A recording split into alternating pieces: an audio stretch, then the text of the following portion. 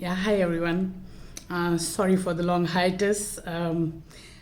We were busy taking care of our own client protection principles in family terms, so family protection principles, if you will, because I do feel that the client protection principles can be used in every single sphere of life.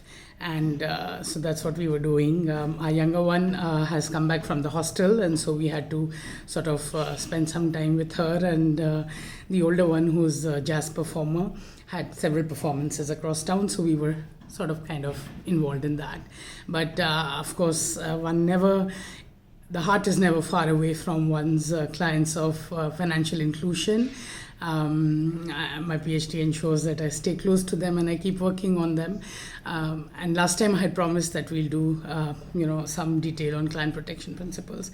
So just to be clear, these are, ways of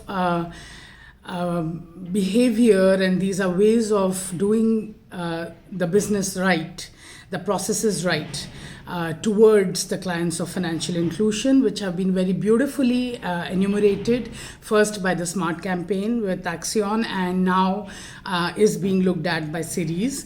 I happen to be an SPI 4, which is Social Performance Indicators Social Auditor with Series.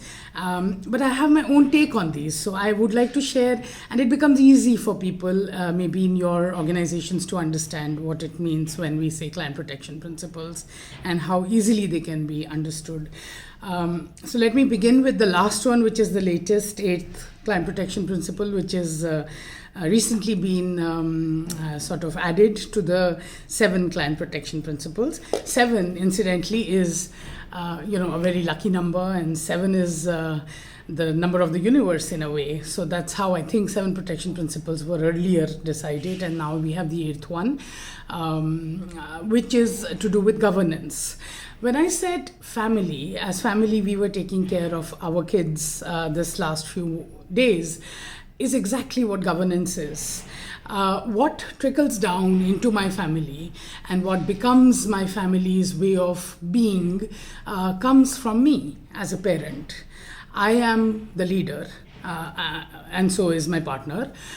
So as the organizational heads, as the governance people on the board, is where client protection actually stems from.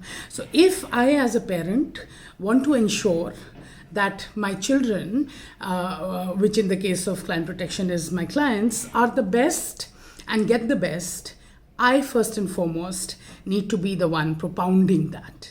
I need to say, as the one on the board, that I want to, achieve the best in client protection principles. So I would like my organization to follow all these certain steps that have been delineated to give the best to my children.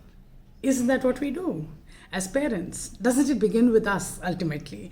What are the moralities of our family?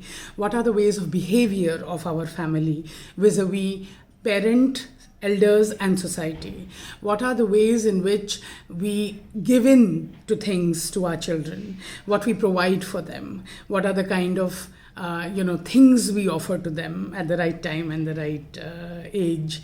What are the kind of privacy factors we maintain with our children, that, how we will speak, what we will speak, who we will speak to about them, and so on. And do we then listen to our children when they have something to say to us? Where does it come from? It comes from me as the head of the family. So for every organization, it is the head, it is the governance that decides how client protection principles to give the best possible future for the organization is going to be understood and internalized by the organization. So the 7th client protection principle is about about governance, and we'll talk about the others in the next video. Thank you.